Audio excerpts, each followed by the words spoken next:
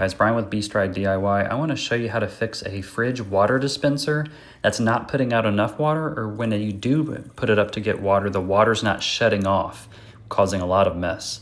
Now this also could fix your ice dispenser as well, and I'll tell you why in a little bit. Now this is the water inlet valve. I think this is what the issue is, and I'm going to show you how to replace it. First, you're going to want to unplug your fridge, turn off the water, and on the back of our fridge, we have this fancy old cardboard cover. We're just going to take this off, and this just slides right off like this. Now, our water inlet valve is right to the left bottom of the fridge. This is what it looks like. You're going to take out this retaining screw. I just had this little multi-tool, which kind of has a little hex end, which I'm taking the screw off. This is what it looks like. Make sure to save that. You're going to want to take out the water inlet valve. It's still going to be connected, but let me show you how I do this. You're going to want a little towel or paper towel to put underneath in case water comes out, which it will. Now I'm unscrewing this one, but what you actually want to do is take off the electrical first, which I just thought of. So the blue is connected to the white and the red is to the red. So just take these off just like that. And I'll tell you, you can easily remember that they go because red's matched up with red. Push this back in because you don't want water splashing on them. Now this little nut I was able to unscrew by hand tightening, and then just this will pull out. It did have a little bit of water on this one, but not a ton. So I just kind of put this underneath. Now this is what the new one looks like. And now this is a mechanical failure. I'll talk about that in a little bit. The black one is going to go into the left, and the clear hose is going into the right here on the blue side. So just remember the configuration. You can look at this video if you have problems remembering. Now to pull these out, you press down on this little white disc, then pull them out. Now these did have quite a bit more water because it was the water from the fridge just flowing back down into this valve. Now I did the same with this clear valve, and look how much water came out.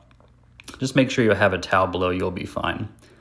So this is the new one here. You just take off this little black plastic cap, and for whatever reason, one of the little prongs was bent, and I had to rebend it to make it straight, but it should still be fine.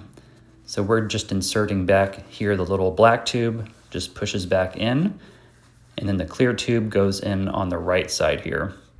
It has a little residue, so I know how far to push it in. You just basically push it in all the way, and then the white little clip will lock it in. So now we'll go ahead and put in the water fill valve here. This just goes in, you push it in all the way, and then the nut just slides back on, and you can hand tighten it. I did use a set of pliers just to give it 1 or 2 extra turns just in case. And when you're done, you can actually look for leaks, and I'll show you that in a second as well. Now the red just goes back on the red here. This just pops back on, and the white will go back on the blue. And once you do that, you can just shut the valve back in here, just like this, kind of carefully, but this little mounting bracket, you just put it on the side here. It has a little indentation clip which you put in, and then you kind of slide it down like that. Now just place the screw back in. You're kind of just going to do everything in reverse. And now what I like to do here is keep this back panel off before we test it. That way if there's any leaks or the water flow is kind of low, we can go ahead and fix that before we put the panel back on.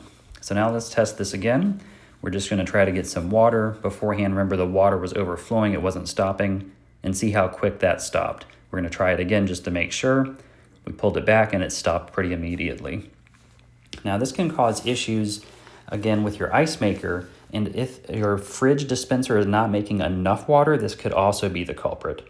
So this is a mechanical issue again, and with our fridge ice maker, I think this was the issue because our ice maker was freezing over in the collection basin before the water even reached the little ice bucket. So I think this will fix that as well. Thanks so much for watching, guys. I hope this helped.